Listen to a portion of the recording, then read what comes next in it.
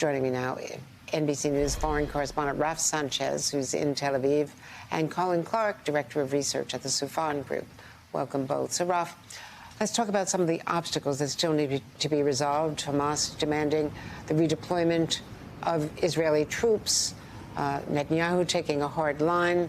Some say that's for show. It's a negotiating tactic of Netanyahu's, perhaps, perhaps not. But there is some hope from the U.S. side that these bridging, negotiating ideas that at least came in Paris from Bill Burns, the CIA director, may have some weight with Hamas, and that they may be pulling back on their initial demands for a larger ratio, that it could be down to 3-for-1, 3 Palestinian prisoners for 1 hostage released. Yeah, that's right, Andrea. As your sources have been telling you, as Israeli officials have been telling us here on the ground, despite those words of optimism from President Biden last night about a potential deal as early as Monday, there is still a daunting list of outstanding issues between Israel and Hamas. Let's start with the one you just mentioned, this question of how many Palestinian prisoners Israel is going to need to release from its jails in exchange for the hostages. The ratio, as you said, has been a big issue. And when Prime Minister Netanyahu talked about Hamas's demands being delusional, that was one of the things he was talking about. Now, interestingly, as you'll remember, Andrea, Prime Minister Netanyahu back in 2011 agreed to release more than 1,000 Palestinian prisoners in exchange for a single Israeli soldier held by Hamas.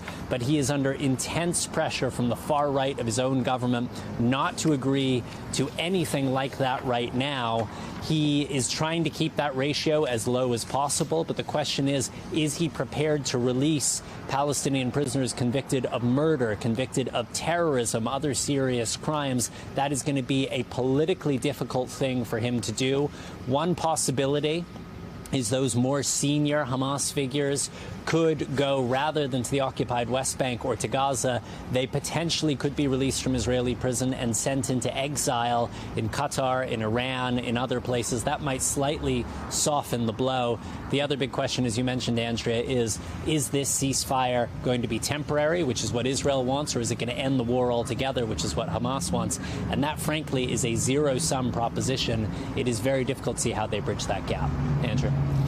Yeah, my understanding is that Hamas has lowered the ratio from what it initially was, 1,500, which the U.S. and Israel said was unreasonable for one. But as you point out, the question of the length, the duration of the ceasefire, the hope from the U.S. side, Raf, and I don't know how realistic it is, that once it is a ceasefire, and they expect it to last for the month of Ramadan at least, if not longer, that it could be extended. And one of the things they think is so hopeful is that the last time there was a temporary ceasefire back in November, there was also no action, no attacks from the Iran-backed proxy groups, the militias, from the Houthis, from Hezbollah. So they're hoping that this would extend regionally as well. The White House is also putting out statements. They just did one yesterday after a conversation with the Jordanian Deputy Prime Minister and Foreign Minister Safadi. They put out a statement emphasizing that they're pressuring Israel on the extremist violence from Jewish settlers in the West Bank attacking Palestinians. Is there any reaction in Israel to that? This has been a really sore subject in the Netanyahu government, especially on the far right, as you can imagine. The U.S., for the first time, sanctioning individual Israeli settlers in the occupied West Bank, saying that there are more sanctions to come. Some people said those sanctions largely symbolic, but actually we have seen Israeli banks closing down the accounts of some of these people in order to maintain their own access to the American financial system. So this has been a source of friction between Israel and the United States, and it sounds like the Biden administration plans to go further. Andrea? Thanks so much, Raf Sanchez. And Colin, let's talk about what Israel is setting as the bar, saying it wants total destruction of Hamas. There are Israeli generals as well as American officials who say that Hamas is an idea, that it can't be totally destroyed, that the best that they can hope for is to try to get Sinwar and the other top leaders. What is your analysis?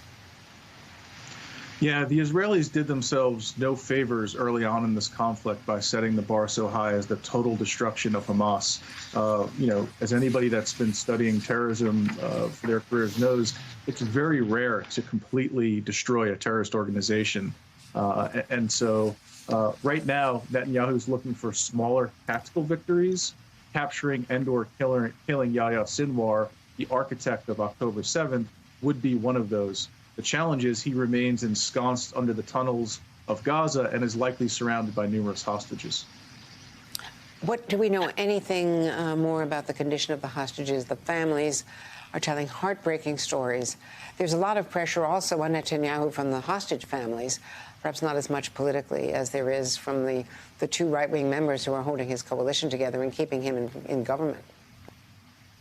Absolutely right. And we're hearing bits and pieces about this, attempting to verify what begin as rumors and then either approved or disproven. And so there's a lot swirling around right now about the state of the hostages. But I think that only adds to the sense of urgency for these negotiations to be successful. That's why you have someone like Bill Burns spending so much time focusing on this issue. And I think, most people involved hoping he's able to be successful.